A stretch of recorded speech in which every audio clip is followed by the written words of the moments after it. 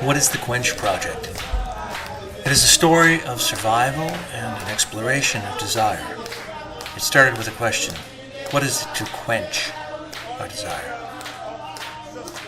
So the Quench Project is a series of paintings, including this movie and the book, which express the hope and desire and the way we cope with our longing. I'm drawn to the metaphor between quenching our thirst for water and our thirst for meaning, indeed, our thirst for a loving God. I've come to realize that desire for anything other than God's will to be done is what leads to misery.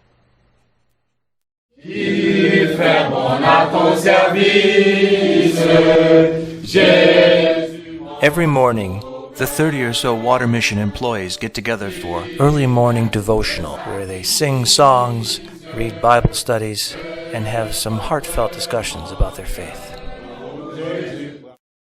Not only giving water, physical water, but also give the living water.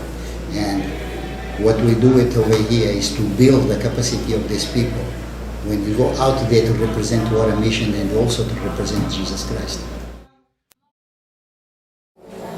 The highlight of my trip certainly is the time that I spent at the Bread of Life Orphanage. The kids were an inspiration. In my book, Quench, I talk about how the children insisted on praying for me and my family and my project, even though I thought I was there to pray for them. The experience taught me what I thought I'd learned long ago. Acceptance is not enough. Embracing one another and ourselves is the path to peace and harmony. At the Bread of Life Orphanage, the kids are learning about hygiene. Today the children are joined by a new girl. Her name is Lanya. She was recently removed from an abusive situation and has now found a new home at the Bread of Life.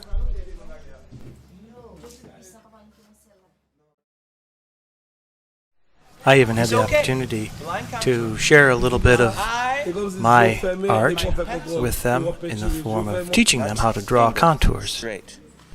Among the many sponsors for the Quench Project were Weber Paints and Artist and Craftsman Studio in Charleston, who donated art supplies for the kids. I think of drawing as a spiritual practice. We are looking at things that seem to be unconnected, and we find how they're related to one another, and we get a sense of the whole of creation through our art. Through the practice of art, we learn to face our fears, teaching ourselves what it is to be brave. The children receive classroom training in the mornings, chores in the afternoons, and have fun for the rest of the day. I got to join a pickup game of soccer, and these kids play like there's no tomorrow. I ended up being a lot better off holding the camera. I've written a book, Quench, which tells the story of my experience here in Haiti and documents the paintings that I created. Louise Noel serenely smiles as the 22 orphans of the Bread of Life frolic around her. A father's love expresses the connection and beauty of a father's love for his daughter. I was struck by Christelle's resilience, that in the face of catastrophe she was able to find joy in play. Me and my wife are married 16 years ago, so we don't have kids. My wife expect the kids come, no kids. She cry.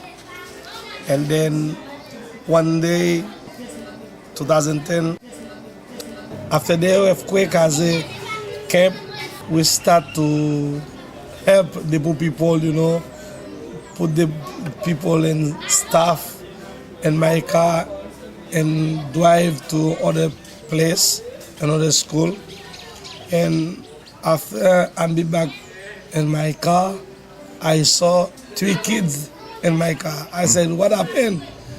And the kids say, my family, my parents put me in this car and leave.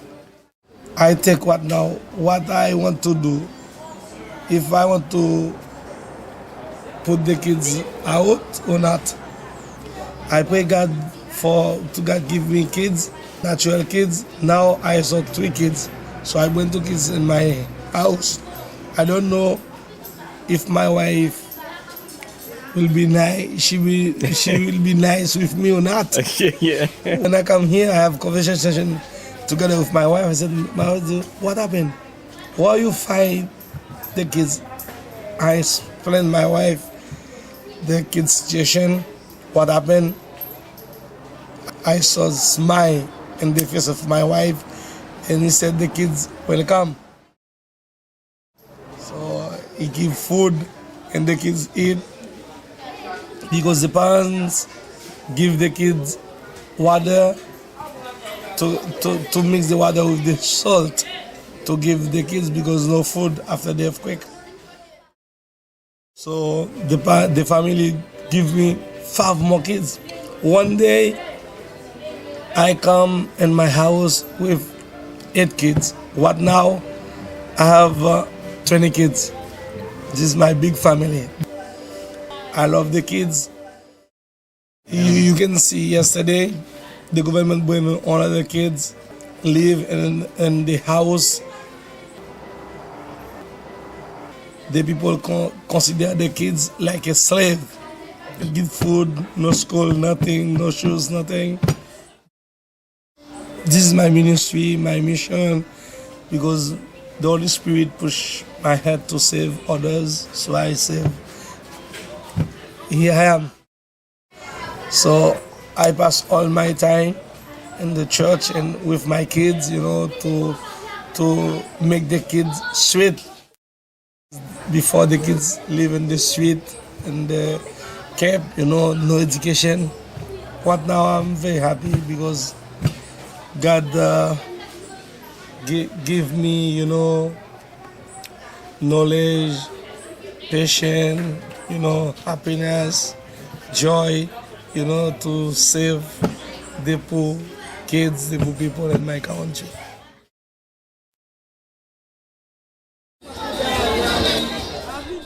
In stark contrast to the safe, serene confines of the Bread of Life Orphanage, I had the opportunity to walk without a guide in the open market, and I have to say, it was quite frightening. The world outside the Bread of Life is confusing and chaotic. I felt strangely out of place. Perhaps it was because I was the only white person they would see in a day, a week, a month. I thought about how easy it is for us to insulate ourselves from one another and other ideas, and what it was like to be the outsider. Travel in Haiti is precarious at best, and winding through the steep mountains, sights like this were common. The colorful tap-tap trucks are everywhere, a decidedly dangerous form of transportation. While en route with water missions through the steep mountains, I had the opportunity to stop in La Vallée de Jacmel, where water mission workers were putting the finishing touches on a solar-powered water filtration system. Renaud calls out into the mountains, "The water's here! Come, drink of the living waters!" The water mission system is now filtering water from a polluted well, bringing fresh water where there was no access to it before.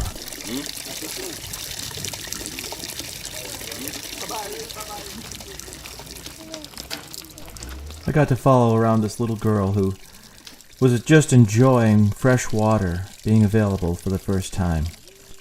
And I made this little painting out of darkness.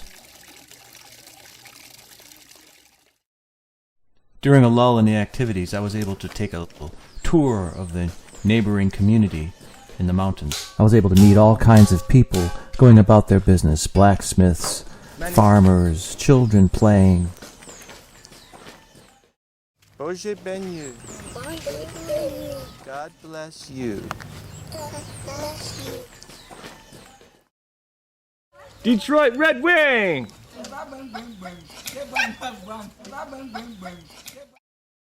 This is a very common scene in the mountains of Jacmel. These subsistence farmers are practicing an ancient art very similar to the rice thrashing the enslaved African Americans practiced 2 centuries ago in the U.S. My goal was to try to capture the hard work, the worn hands, the pride that goes into the work that they do for themselves and for their community. Marit the farmer has dedicated his life to hard work for his family, his community, and the people of Haiti. His face shines with the satisfaction of being fully who he is. I returned to the Shangri-La, the beautiful grounds at the Water Mission headquarters in Port-au-Prince, where I was able to do some one-on-one art lessons with Whistler, who wants very much to become a professional artist. With what you learn and what God has given you, your talents, I want you to...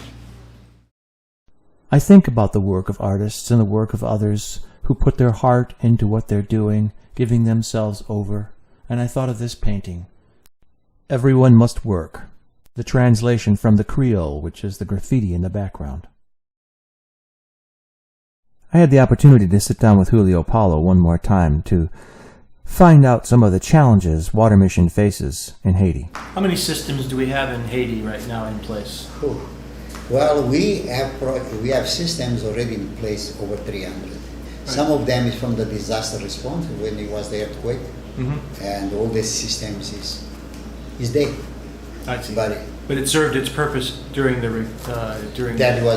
disaster. Some of them installed by us. We're trying to recover the systems. We needed to remove the equipment to put for a better location, or remove the equipment to come over here for us to refurbish or upgrade them and all these things. They not allow us to take it. A couple of times already we've been chased by the machete because they think we're going to take her away, don't bring him back.